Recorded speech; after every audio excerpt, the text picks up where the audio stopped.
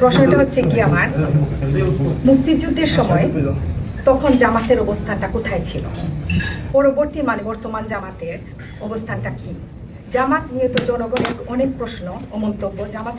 জামাত নিয়ে হচ্ছে গিয়ে জনগণের জন্য একটা অ্যালার্জি যদি বলা হয়। জামাত এছাড়াও মুক্তিযুদ্ধের বিপক্ষের শক্তি, রাজাকার বা মৌলবাদ, এই বিষয়ে জামাতের ইতিহাসটা আর কতটুকু ক্লিয়ার করা উচিত বলে মনে করেন? আমি বুঝলাম না যে এক প্রশ্নে কতটুকু উত্তর দেওয়া হবে। প্রথম হচ্ছে ৭১,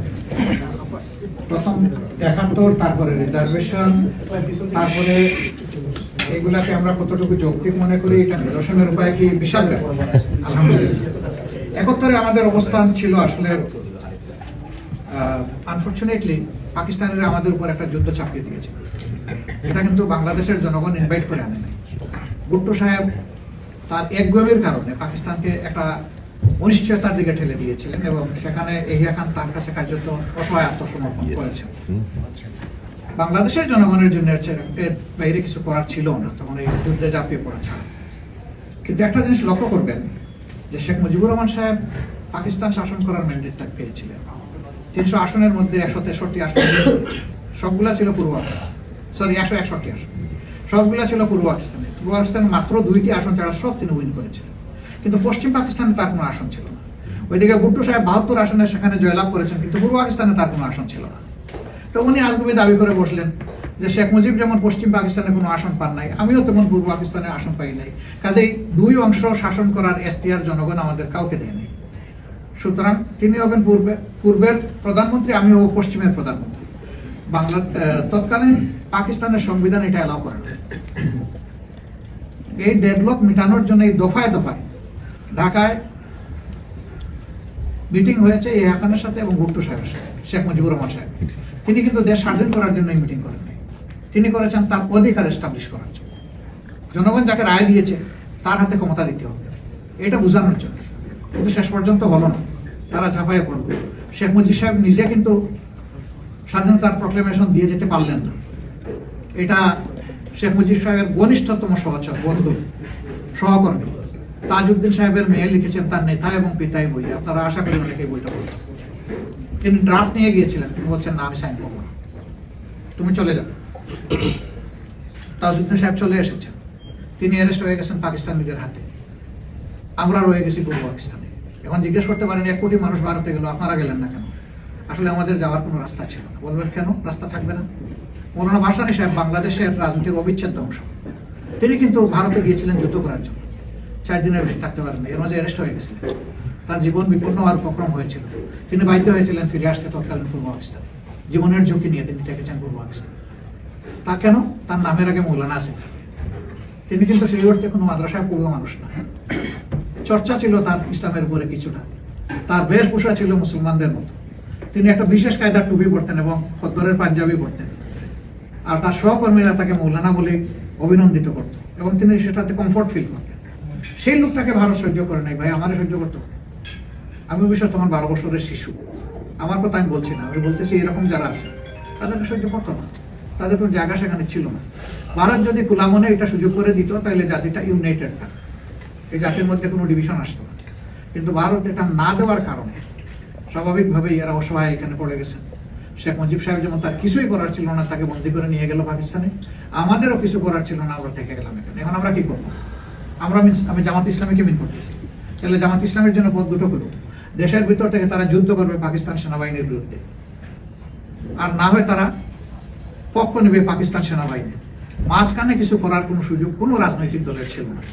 এই জন্য শুধু জামাত না, যারা এই দেশে যেতে পারেননি ইন্ডিয়ায়, তারা সকলেই কিন্তু এক পাকিস্তানের পক্ষে অবস্থান নিয়েছিলেন। কিন্তু বাকিদের প্রসঙ্গ আসে না। আমাদেরটা আসে কেন? আমাদেরটা আসে ওই কারণে যে বাকি দলগুলো ইতিমধ্যে তাদের কার্যক্রমের মাধ্যমে জাতির সামনে তারা নিজেদের অবস্থান সেইভাবে তুলে ধরতে পারেনি। রাজনীতিতে এখন তাদের অবস্থানটা সেই রকম উল্লেখযোগ্য নয়। যেহেতু তাদের অবস্থানটা উল্লেখযোগ্য নয়, সেই কারণে তাদেরকে কেউ হেডেক হিসাবে নিচ্ছে না, তারা সবাই এখন সাবজেক্ট হিসাবে থেকে গেল জামাত ইসলামী। ইয়েস, জামাত ইসলামী ওয়ান পাকিস্তানের পক্ষে সাপোর্ট দিয়েছিল, এটা কোনো রাজনীতিতে অপরাধ না। তখন কিন্তু পাকিস্তানের অংশ ছিল পূর্ব পাকিস্তান। কিন্তু যদি কোনো অপরাধ ওনারা করে থাকেন, যেমন মানুষ খুন করে থাকেন, কারো বাড়িতে আগুন দিয়ে থাকেন, কারো সম্পদ লুণ্ঠন করেন, কারো ইজ্জতের উপরে হাত দেন, তাহলে অবশ্যই তাদের বিচার হওয়া উচিত। আপনারা সবাই জানেন স্বাধীনতার পরপরই শেখ মুজিবুর রহমান সাহেব দেশ শাসন করেছেন 50 বছর, সেখানে 42,000 মামলা হয়েছিল, কিন্তু যাদেরকে ওয়ার ক্রাইম ট্রাইব্যুনালের নামে বিচার করা হয়েছে তাদের কারোর তো নাম ছিল না, একমাত্র ইউসুফ সাহেবের নাম ছিল। সেই শেখ মুজিব সাহেব জীবিত থাকা অবস্থায় কিন্তু মামলা থেকে খালাস পেয়েছে, বাকি কারো কোনো নামই ছিল না, কোথাও একটা জিডি এন্ট্রি পর্যন্ত ছিল না। তাহলে 42 বছর পরে এই মামলার গ্রাউন্ড কিভাবে তৈরি হলো? এত মামলা হলো, তাদের কারো কোনো নাম নাই, জিডি এন্ট্রি নাই, 42 বছর পরে এটা কেন? এটার মূল কারণ হলো 2001 থেকে 6 জামাত ইসলামী প্রথমবারের মতো বাংলাদেশে শাসন ক্ষমতার একটা ছোট্ট অংশীদার ছিল। 2 জন মিনিস্টার 3টা মন্ত্রণালয়ে সার্ভ করেছিলেন। তাদের এই সার্ভিস ছিল সন্তোষজনক এবং fair, free of any source of corruption. সেই মন্ত্রণালয় 3টা তন্ন করে তাদের দায়িত্ব পালনকালীন সময়ে কোনো ইরেগুলারিটিস কেউ আবিষ্কার করতে পারেনি। তাহলে রাজনৈতিক প্রতিপক্ষ যারা, তারা দেখেছেন এইভাবে যদি জামাত ইসলামী তার কার্যক্রম জাতির সামনে তুলে ধরতে পারে, তাহলে আগামী দিনটা হয়তো বা মানুষ জামাতের দিকে ঝুঁকে পড়বে। অতএব তাদেরকে বাড়ি দিতে হবে। কি দিয়ে বাড়ি দিবেন? তাদেরকে তো আনফেয়ার বলতে পারবেন না, তাদেরকে আপনি দুদকে টেনে নিয়ে যেতে পারছেন না, অন্যভাবে তাদেরকে ব্লেম দিতে পারছেন না, সুতরাং তাদেরকে একত্রে নিয়ে একটা বাড়ি দিই। এটা মানুষের ইমোশনাল ম্যাটার। হ্যাঁ, যদি সেই সময় জামাতের কোনো নেতা কোনো অপরাধ করে থাকেন, তার যদি বিচার হয়, আমার কোনো বক্তব্য নেই, তার বিচার হোক, এবং সেই বিচারে কোনো শাস্তি হয়, তাতেও আমার কোনো বক্তব্য নেই, তা হোক। কিন্তু একজন যদি অপরাধ না করে, শুধু রাজনীতির কারণে যদি তিনি ভিক্টিমাইজড হন, এটা এর চাইতে বড় অপরাধ। এই নির্দিষ্ট অপরাধ করার জন্য যেটা হইতো তার শাস্তি, একজনকে অন্যায়ভাবে ভিক্টিমাইজ করা এর চাইতে বড় অপরাধ, এবং সেটি আমরা মনে করি হয়েছে।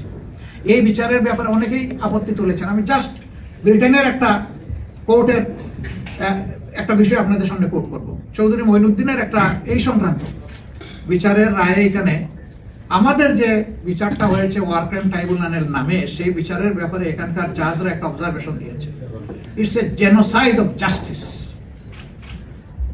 এই বিচারের মাধ্যমে বিচারকে হত্যা করা হয়েছে, বিচারের গণহত্যা এটা হয়েছে।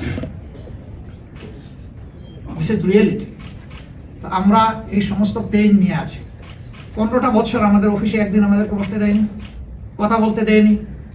আমরা এই দেশের নাগরিক, একটা বৈধ পার্টি, আমাদেরকে একটা র্যালি অর্গানাইজ করতে দেওয়া হয়নি।